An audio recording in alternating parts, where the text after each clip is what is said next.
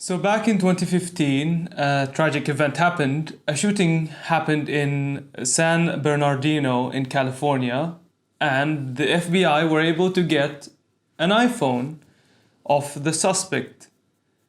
And this is tech news because a case followed, a legal battle between the FBI and Apple, because the FBI wanted Apple to crack the phone to let them have access to the phone that was protected by a password or a passcode, because it's a number in this case.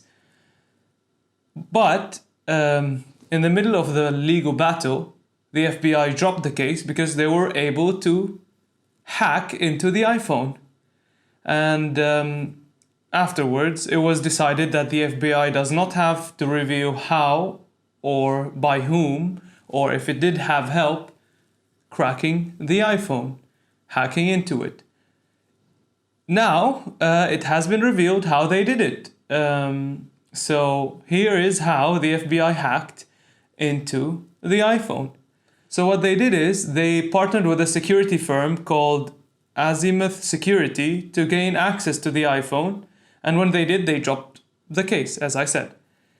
So there was a very big question of how did they do it, and the way they did it is they used basically the lightning port on the iPhone to be able to guess the passcode unlimited times until they got it correctly. So they used, let me get this right, what they did is they used an exploit to guess it as many times as possible without erasing the iPhone. That was the key issue, is if you attempt it too many times, the iPhone would erase all the data inside it.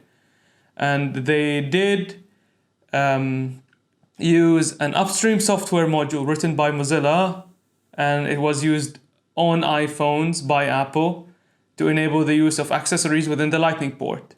Quote, once the hackers gained initial access, they were able to chain together two more exploits which gave them full control over the main processor, allowing them to run their own code. After they had this power, they were able to write and test software that guessed every passcode combination, ignoring any other system that would lock or erase the phone.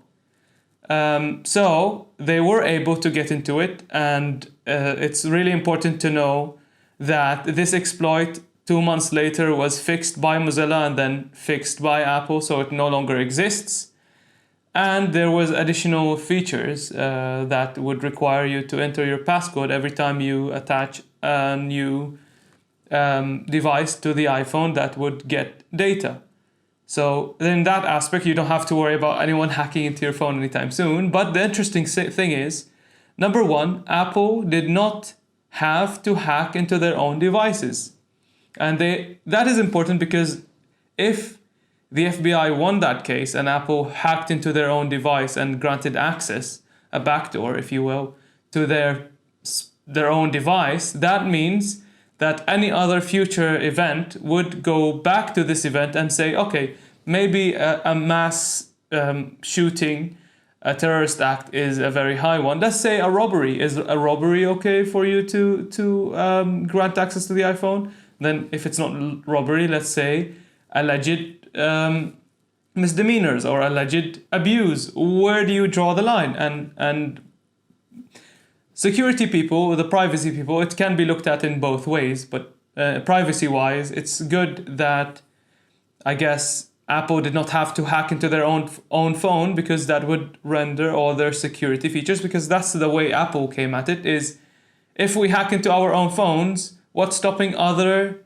people telling us, yeah, give me access to this phone? And that's why that was important. And the other interesting piece of news is they did not gain anything from hacking into this phone, at least according to this article on The Verge. They did not get any useful information, and they did not set a legal precedent. But I hope that they have found another way to find the cause of this very, very tragic event. But in all cases, very interesting. The Lightning port, the port that supposedly will be gone soon, was the way to hack into the iPhone. Interesting. So, you know what's interesting? Apple, they have leaked their own, well, I don't know about leaked, but they have revealed their own event by someone asking Siri when is the next Apple event, and Siri responded with a date, and it was April 20, and then Apple confirmed that, and the name of that event is Spring Loaded. And here is what to expect from that event. So it's a new iPad Pro that will allegedly have a processor that is as strong as the MacBook's processor, the M1 chip. A new iPad Mini 6 that would possibly include new technologies as well, because the last iPad Mini is very old, 2019. A new Apple Pencil, that is the rumor mill right now. There will be another Apple Pencil. I don't know what other features it might have. And new AirPods 3. And the end of the list on this article by TechRadar says AirTags. So what the hell are AirTags? AirTags are devices. It's a smart idea. You have millions of iPhones everywhere. And some iPhones, because there are millions of them, are lost. Some other Apple devices are naturally lost. So these AirTags are small tags, are small circular devices that you will link to any personal belonging you have. And if lost, you can track its location. How?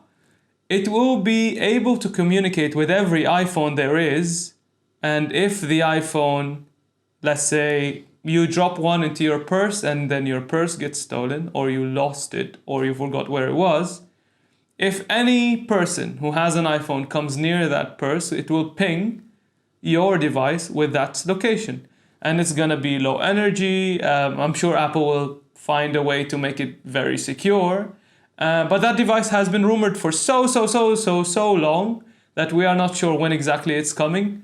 I'm really interested about the price. It's a really fascinating topic. I don't lose things very often, but it's a very interesting product to have. There are similar products, of course, to this, but Apple's own take will be quite unique, to say the least. But let's see, what about the price? If it costs, I don't know, $200, it's not going to be widely accepted. But if it's cheap enough, we might not lose our things ever again. So this story caught my eyes. I'm really interested in electric vehicles, and this article says that no one driving a Tesla car that was crashed and left 2 people sadly dead. So that happened in Texas, I believe. So there was a car, a Tesla, with 2 passengers. No one in the driver's seat. Apparently it was driving fast and it couldn't turn, and it crashed into a tree and catched fire, and 2 people sadly passed away. But the headline, of course, here is no one is driving. So Tesla has an autopilot feature. I don't know how strict it is. To my knowledge, what you have to do is you have to keep your hands on the steering wheel, but apparently that was not the case in this case. And 2 people died. Of course, this is sad, and road accidents are a serious thing that happen. But this catches headlines because it's Tesla. It's the hot thing right now. And of course, it comes back to, is it safe to have these electric vehicles around? Number 1, autonomy. And number 2, it has batteries that can catch fire. With regards to autonomy, it's referenced in this article as well that having no one driving the car is not very dangerous when compared to people driving cars. And this was highlighted by tweets by Elon Musk and has been largely accepted by the community. But still, the problem with having autonomous cars crashing is, who do you blame? Let's say this autonomous car crashes into a person, God forbids. And in this case, who would you blame? Would you blame the manufacturer? Would you blame the user? Would you blame the regulation authorities? Who would you blame? And it's a confusing topic. But in terms of safety, pure safety, there are many deaths associated with road traffic accidents that are related to human error, and you don't see them being reported every day, like Teslas, because number one, they don't get as many views, and number two is it's so frequently occurring that if you're gonna report on these, you're gonna report on many accidents per day. So it's an interesting read.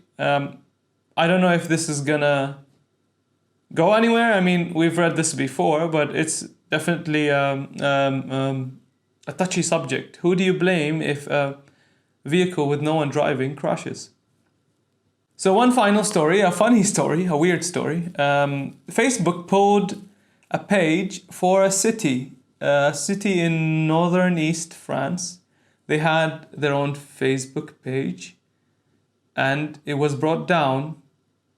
Why? Because the name of the city, I kid you not, is Bitch, France. Well, I guess it's Bish or Bitch. I'm not sure how do you pronounce this. So obviously the automated system thought that this word contains profanity, and deleted that page for violating terms and conditions. It's the title of the page was Ville de Bitch, which translates to city of bitch, I guess. It was removed, and then the person who was in charge of this made a new page, called it Marie 57230, which is the postcode of that city. And they reached out, the person who was in charge of this reached out to Facebook, and they did not help her. And then when the viral coverage of this story happened, Facebook were like, oh no, we took care of that. And it was removed in error. That's what Facebook told CNN. It's funny, it's very funny that a city is called what it's called and was removed for profanity, but there is a problem. The problem is called the Scunthorpe problem, because in 1996 that name was censored because of some specific term in that name. I leave that to you. And profanity, especially when done by robots, can be mistaken. So it's funny, yeah, having profanity or bad words or whatever in names of cities and public places. But another town in the region, the same region, is called Rohrbach-le-Beach. I guess it's near it, so it has that name again. And they changed the name because they were like, oh, we're next. Our city's Facebook page, official Facebook page, is about to get down because we have the name that in French doesn't mean anything bad. And in English it does, so Facebook bans it. So they were like, okay, let's change it before they ban us as well. And the issue this highlights is you have to be popular. You have to make it a viral story for it to get attention. But I'm sure this happens all the time with everything, with name of cities, names of food, names of places, names of people even. And the city leadership seems to take the humor in it. And Benoit Kiefer, I guess, the mayor of the city, has reinstated the Facebook page, so the page is now back online, and it says, yeah, it's difficult to moderate, and he highlights that we should have more human moderators when you take down official pages, especially when they're verified.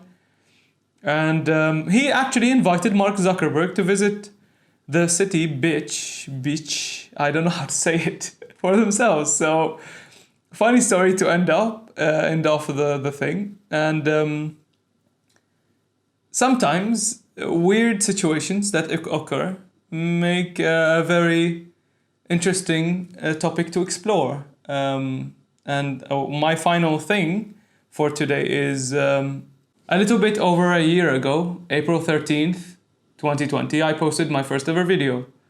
And it's been a year, so I guess it's time to reflect. And I can't believe it has been a year. It seems like a few months ago. But that's what 2020 did to all of us. It made us lose the track of time. But as the case with the weird city story, sometimes you have to deal with a bad situation that you've been given. And in that case, I was very prepared to try something new and try to explore how I can produce something that is hopefully informative and productive. And I really enjoyed doing it. So thank you for watching, all 180 something of you. Thank you for taking the time, and the hat is finally gone. The restrictions are easing, and hopefully life becomes more digestible and we go back to normal. But the end of the video, I want to say thank you very much for watching, and we'll see you next week. Goodbye.